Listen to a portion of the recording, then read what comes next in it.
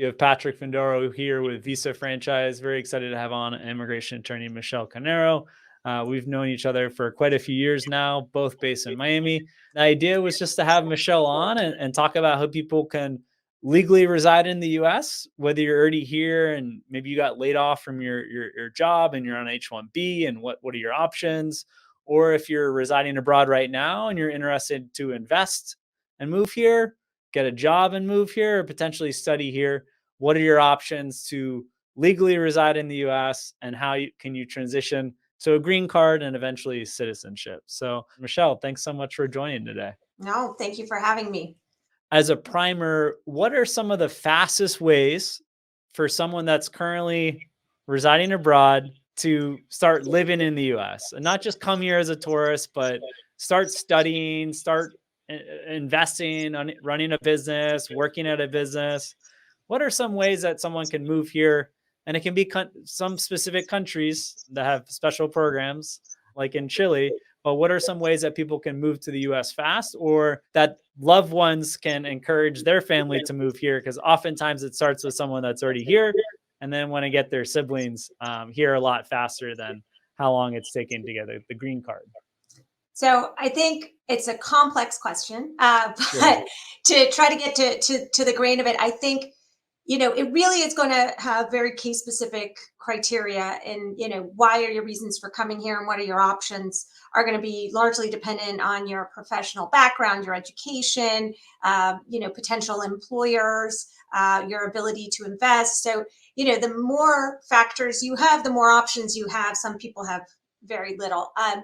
Your fastest track right now is going to be a non-immigrant visa. So those are the temporary visas that allow you to come in for a specific reason, and they'll have conditions. Some allow you to work, some don't. They have different timelines in which you can remain in the US and different validity periods of issuance. So the tourist visa is a perfect example. It's a 10-year visa that allows you to be here 6 months at a time. That is a non-immigrant visa. So I think when I'm talking to a client who wants to come and live here, it's implied that they want to be able to work. So while you can get a student visa, and there are some student visas like they have day one CPT that'll allow you to work, or which you can do on campus work. Some cases you can get a hardship EAD after 6 months. But on the most part, we don't count student visas as work visas, especially from the outset, right? So in terms of visas that allow you to work, one option could be a J1. There's different ways to do the J1, whether it's a cultural exchange program, the au pair program. But the ones that allow you to work would be the au pair and then the trainee visa ones. Lots of options there. Would allow you for 18 months, sometime renewable. Then we have the gambit of H visas, right? So we've got the H-1B for professionals. You need a sponsor for that visa. You have a better chance of getting it if you have a United States master's. Regular, just professionals or people that are using a 12-year equivalency, their lottery chances are about 20%. And there's just this random lottery in April every year, 65,000 spots. If you get selected, you get processed, you get approved. October 1st, you can come if you can find a consulate to stamp your visa. You've also got your H-2Bs and your H-2As, which are shortage worker visas. Companies will ask for a certain number of them. But if you fit a certain profile, there are staffing companies in your country that may be able to match you with an H-2A or H-2B employer. Then we've got the H-3, which I haven't gotten much luck in recent years, but that's going to be like your intern visa if you want to bring someone in for a training program, a short training program, and then go back. How is that different than the J1 visa? Like, why would someone do the H-3 versus like the J1? Because with the J1, you have the skills list, and some jobs are subject to that 212E to your residency requirement. The H-3 doesn't have it. Also, some companies may not want to work through a host program. The host programs charge money. So the benefit of the J is that it allows the spouse to work, which not a lot of people know, but it's one of the few, because It's a big benefit. don't automatically allow you to work.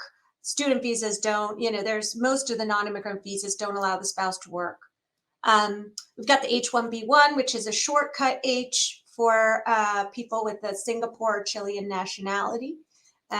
We've got the O's for talent. So if you've got an extraordinary ability that we can document in the arts or business, we can get you a 3-year visa. That does need a sponsor. A lot of people don't know that. So you need a US employer or an agent to sponsor And we've seen that with the O1. Like we've had celebrities, former, soccer stars. And from what I understand, unless they're doing that activity in the United States, then the visa, might not be a good fit. They might not be able to get it. Like if they just went into business and they were an amazing soccer star in the past, the That's O1, I true. guess, could be a stretch, no?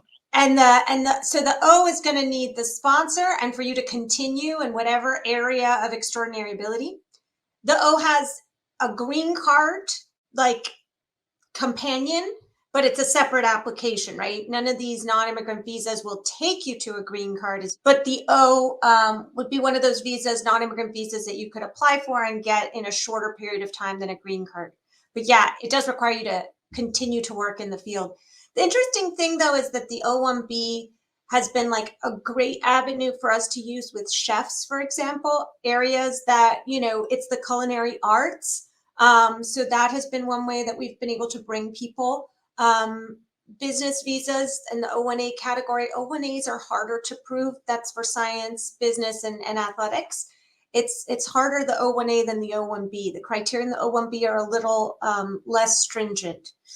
L's for multinationals, right? So any client I can get a blanket L for. So that means a large company that's got at least, a certain number of 25 million in revenues in the US, has a certain number of employees or has submitted a certain number of L's.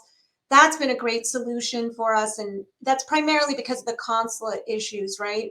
We're seeing that the consulates are so slow that even if we get an application approved in the US for the client, if they're outside the US, we're still going to be waiting a long time in some cases for an interview to get that visa stamped. And then I love the TNs. If you're a Mexican or Canadian national and you've got certain degrees, it's very degree specific. So you have to be in one of the professional fields in the NAFTA agreement, but TNs have been a great option. And they're finally giving appointments in Mexico for TNs. And in Canada, sometimes we can get them adjudicated at the border. So that, it's a little, again, consular issues taking a long time. Sometimes there's little benefits of these visas. E3s for Australians. I love E3s. Those are super easy.